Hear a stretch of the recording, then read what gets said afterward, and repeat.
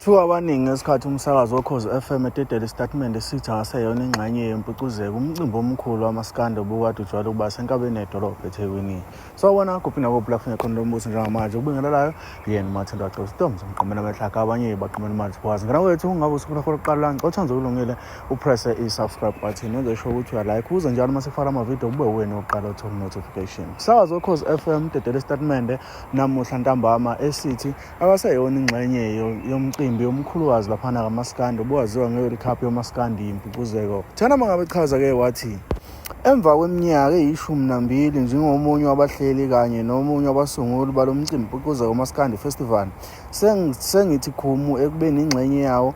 Nakuba ngingazi izidalula izizathu zokuhoxa kwami, kodwa ngithi angikwazise njengomlandeli olandela leli khasi kule nkundla yokuxhumana. Abantu abaningi basola ukuthi ngathi-ke isishiphelene nomunye uzakwawo bekade bambisene naye umcineka, njengoba-ke ey'nsukwini kwasola ukuthi umcineka kungani engambongeli uTshatha ukuthi umcimbi uhambe kahle, ngani futhi engabonakalanga emcimbini kaTshatha.